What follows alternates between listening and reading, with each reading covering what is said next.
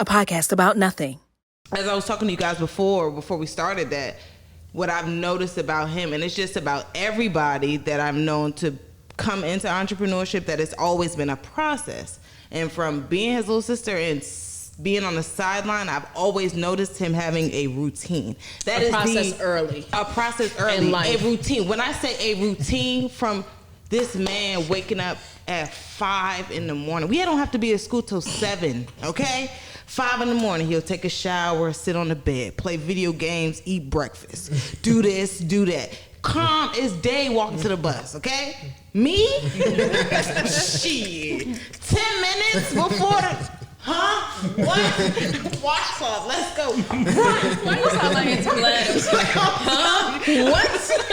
I'm telling you, it's just so funny because I can see the difference. You know what I'm saying? Like how particular he's been about his stuff. Like I tell you all the time, like his mixtapes. Oh yeah. Wait, do you still have the mixtapes? Every single last one. Igeman mixtapes. Like it from volume 1 to. He's been consistent in everything that he's done. And it's weird because as a kid, you're like, he's weird. What are you doing? Like, why are you making all this stuff? You know, like everything. Shoes, got to clean them, got to, very particular. So seeing the way he is now makes so much sense to me. It makes so much sense. That's why he's able to be successful as a. Because me, I'm figuring it out. Like, what time we got to be there? We got to wake up. Those are legal mixtapes. So this is the first question. Besides what I've seen you do, what is a process or something that you know that was instilled in you early that you didn't recognize as a tool to your entrepreneurship, but happened to be very detrimental to how and who you are today? I write everything down. Jesus, I write everything down, and like.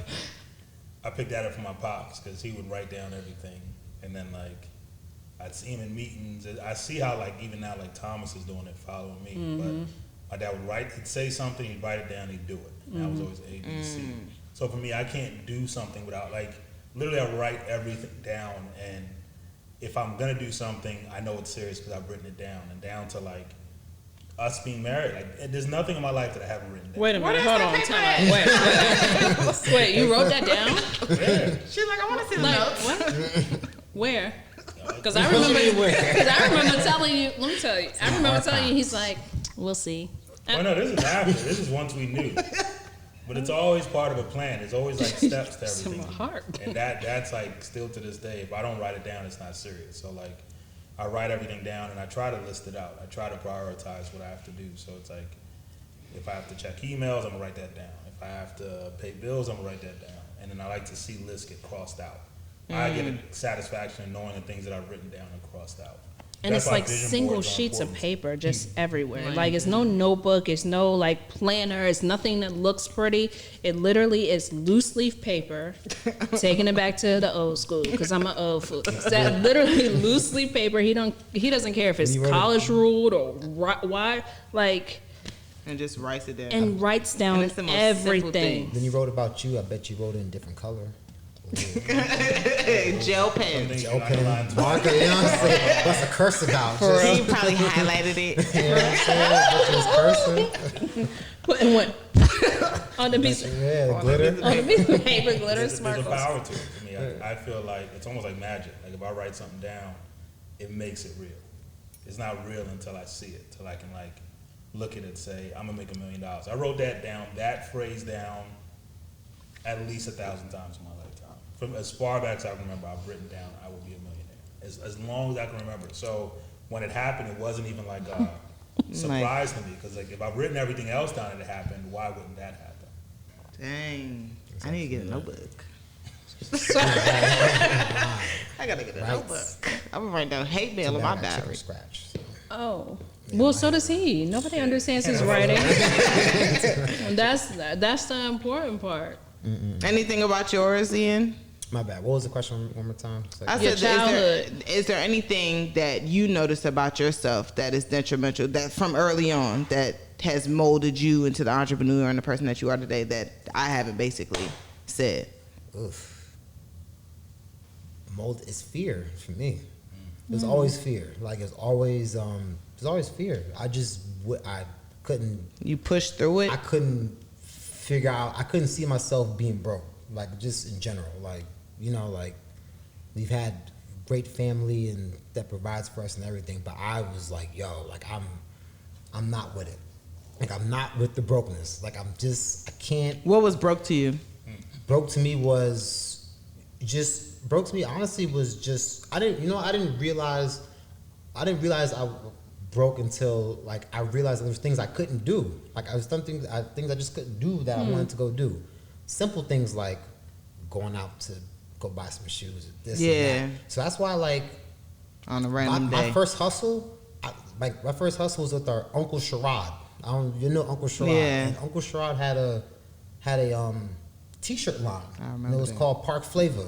Still got the damn headbands in my condo right now. I still got them. I still got 2 of them headbands. But long story short, he was selling t-shirts, and I was like, yo. He approached me one day. He's like, yo, all you gotta do is this, this, and this. And I was like, yo, fam, give me them shirts.